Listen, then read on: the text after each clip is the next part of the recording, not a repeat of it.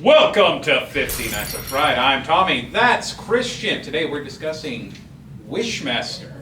Yes. Christian, what do you think of Wishmaster? I absolutely loved it. That's good to hear. Yeah. Thank you so much for joining us on this episode of 50 Nights. There was one thing though, but I'll get to that. Only one thing. All right. I'll get to that in a moment. Walk me through Wishmaster. What were your thoughts? So I really love the idea of like the Jinn being the main villain, kind of tricking people into like making the wishes, because that's how he gets his power. Yeah. So the more wishes that he grants, the more powerful that he gets. And that's how the movie starts. It's like in the middle of all of the wishes that he granted. Yeah. So like, oh yeah, just do the final one, bro, and Yeah. I'm golden, baby. So absolutely the performance alone by Andrew Devoff, who plays the Jinn, his voice, like just the look of all the practical effects and the makeup to make the Jinn look like how he does. I think that alone makes him a memorable villain. And it gets like the voice. One thing, the genie magic rules. What constitutes a wish? You know, it's very like some things, like obviously he says, "Oh, gee, I sure wish." Blah This blah blah. happened. All right, bet You got it, got dude. it. But then it's like, yeah, I'd like to see you try. I'm like, okay. You'd have to come through me first. I sure wish you would turn me into glass. I don't understand the rules, man. Dude, it's like inconsistent genie wish rules. I don't like it. It doesn't vibe with me. A lot of kids love, of course, the genie from Aladdin. Growing up, yeah, of course I loved Aladdin, but when I think of a genie, that's just like, huh!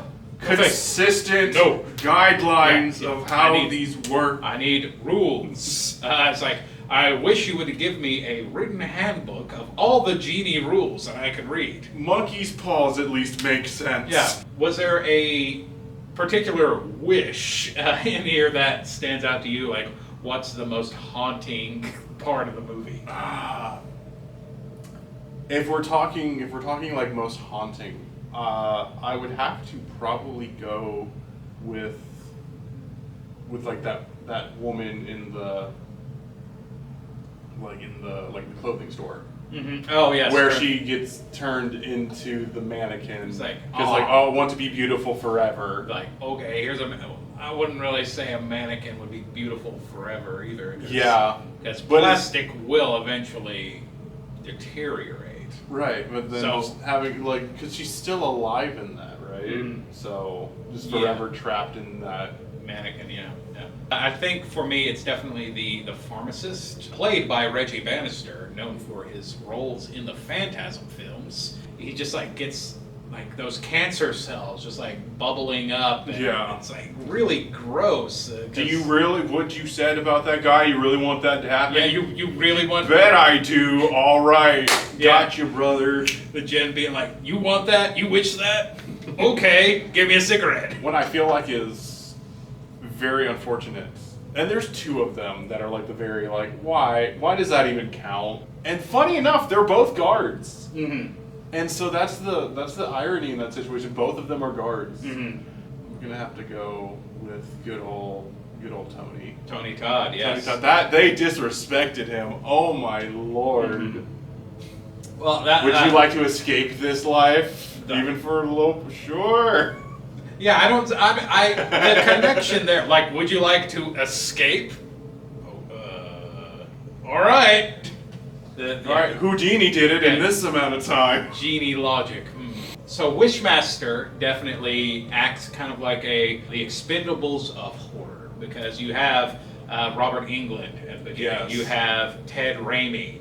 You have Kane Hodder, Tony Todd. Yeah, they're all there. Everyone's Reggie Bannister. there. Everyone is here. It's like Smash Bros. Everyone's here. Except for Waluigi. I think casting-wise, is great. Of course, Angus Scrimm, the tall man from Phantasm, also did the opening narration. Right. There's just all sorts of little nods to other horror all throughout it. I think even one of the statues that Robert Englund's character has in his museum is the Pazuzu demon from The Exorcist. Right. There's so many different things just in there. Similar to like where Scream was referencing kind of just like all the different kinds of things within horror movies themselves, where Wishmaster is getting all of those direct, like, oh, here's the actor for this, here's the actor for that. There's Robert, there's Tony, there's everybody. Yeah, everybody's coming in and kind of playing little bit parts, because none of them are main characters in it. It's just, the djinn and, the human victim that he's trying to, like, would you like a wish?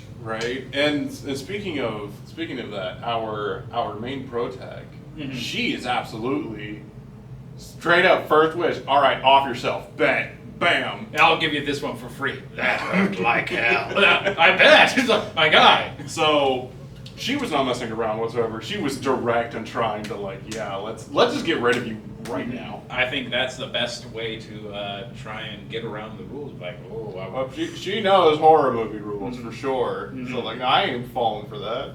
Yeah. So of course, in the end, she finds a way to kind of time loop the djinn. Yep. That's how you beat a genie. Yes. So, if you were to say give Wishmaster a rating on a scale of A to F. A to F. Ooh. Man, we're changing it up today. We're going, United States education rules. I give it a B. Plus or minus? I give a plus. So like I really like it. Yeah.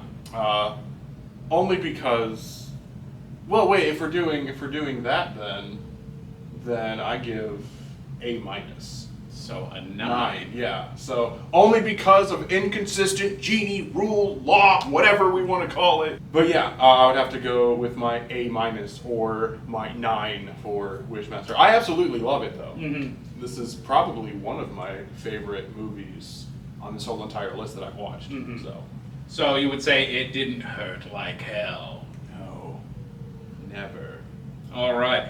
Does Wishmaster belong on the list? Do you think the djinn stands up as an icon of horror? Could you see him in a lineup with Freddy, Jason, Charles Lee Ray?